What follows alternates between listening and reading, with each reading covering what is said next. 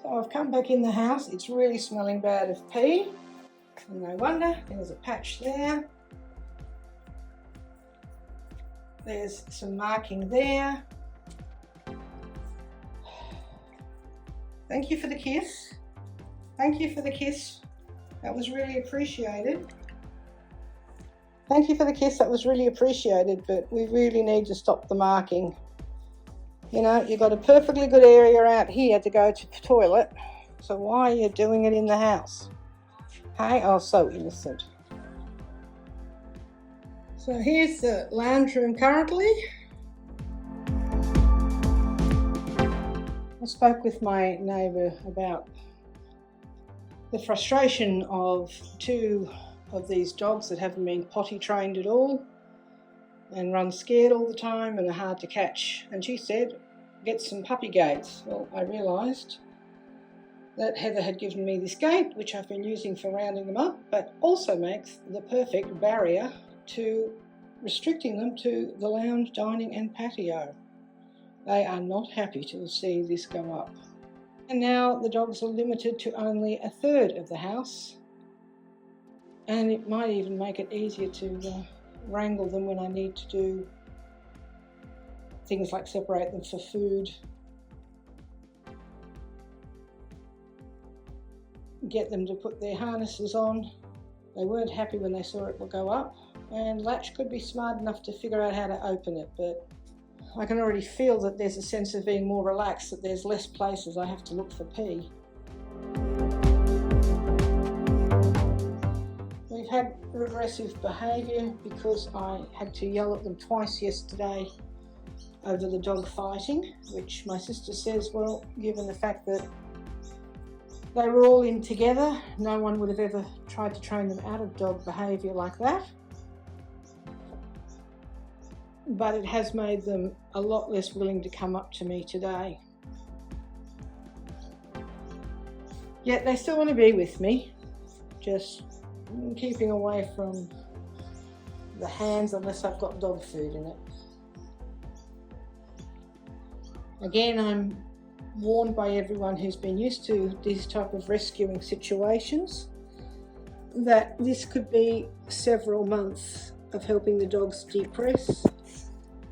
de-stress, and get used to the bangs and noises and disciplines that a real home has.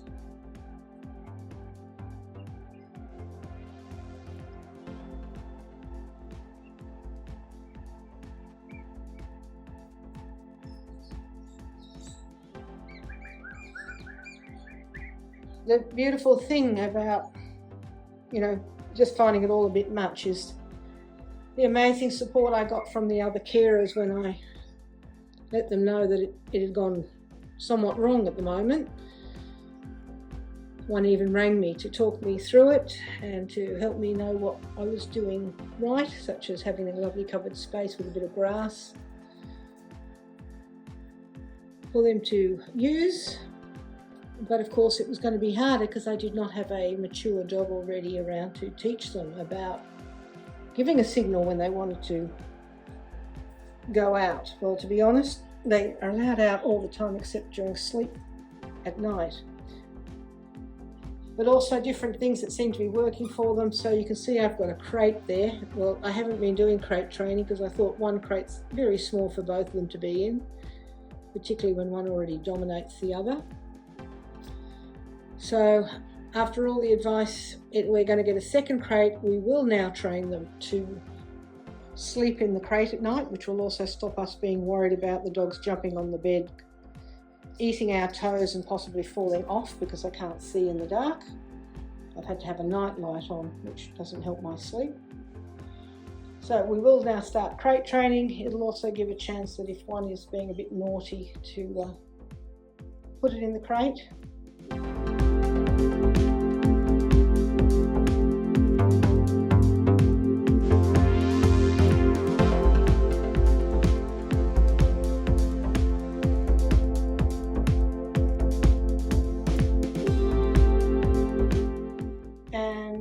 Both are now booked in for desexing because again, hopefully desexing will start to reduce the aggression that is now starting to be displayed. In some ways, the aggression was a sign of them starting to be relaxed in their environment. But it's obviously very poor behaviour to have when you're wanting them to interact with other dogs, let alone other humans.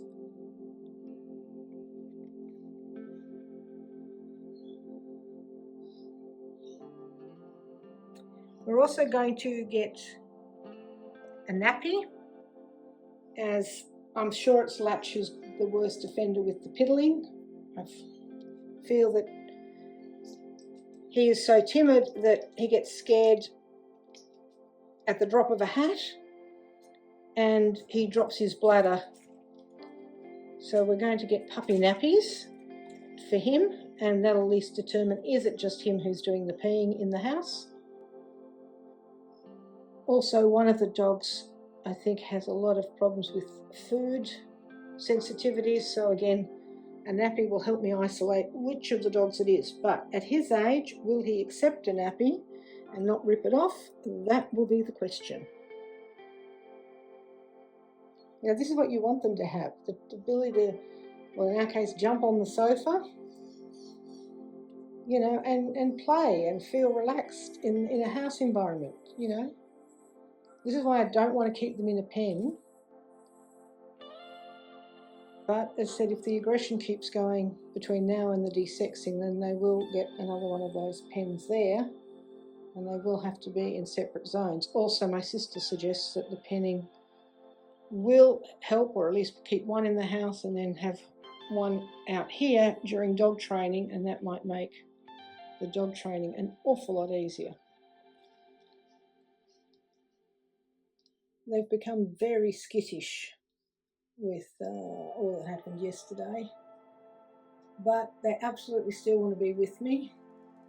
Efforts to separate them and keep them as part of the house does not go well when I move away out of their eyesight, so I don't want to add any more stress to them. I mean, if they want to be with me, that's fabulous, that's what we're encouraging, but when we do go out for a walk, they will be limited, and while I'm in the house, I'll try and keep to the penned areas.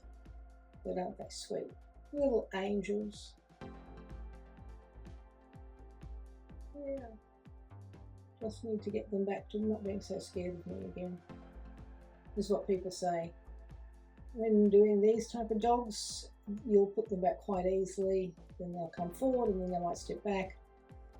Be that in their interaction with you, or be that their toileting habits. But otherwise, like this, they're angels, and they're beautiful dogs. They can't help what's happened to them. It's my issues when I can't cope.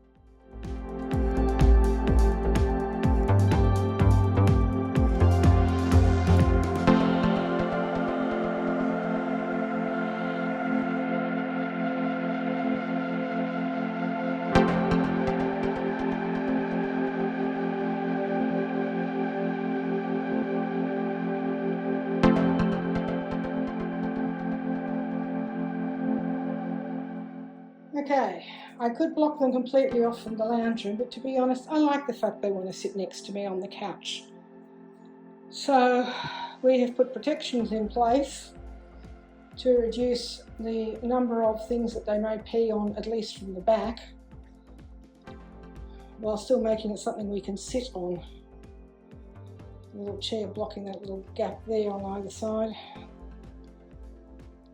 Place still smells slightly pee, but it could just be the air needing to circulate out of here. Tomorrow I will go check the furniture and see what furniture needs another good spray down and clean down.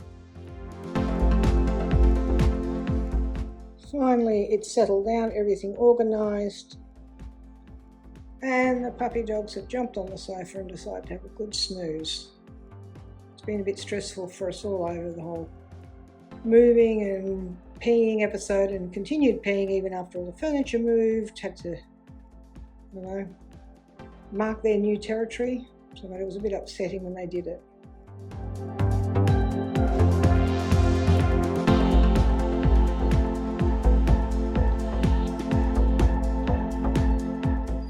Good sign that puppies are relaxed. They still might be running away from me, but they're definitely showing happiness in their own space. But then again, Spark and I seem to have kissed and made up a little bit.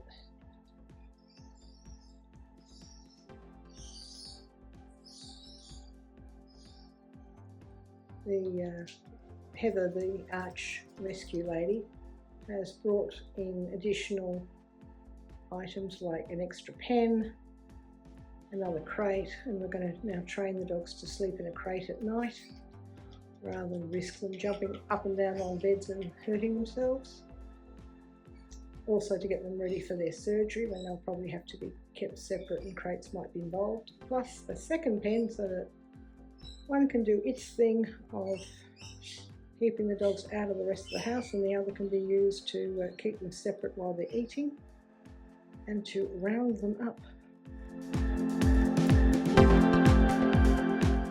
While I often talk about the two of them having a bit of a fight, certainly Latch being a bit annoyed with Spark wanting to hump him, there are these moments that are truly, truly precious. I have no idea why Spark thinks he has to thoroughly clean Latch's ears, but they both seem to be really enjoying it.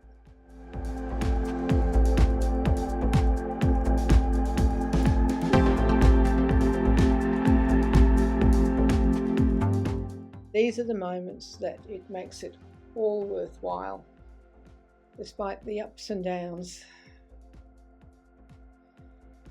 How can you not want to look after them?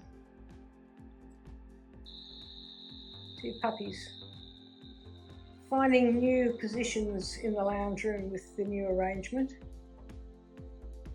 Somewhat affected by me needing to sit in this corner of the lounge, taking the whole thing up just so I can see my TV now.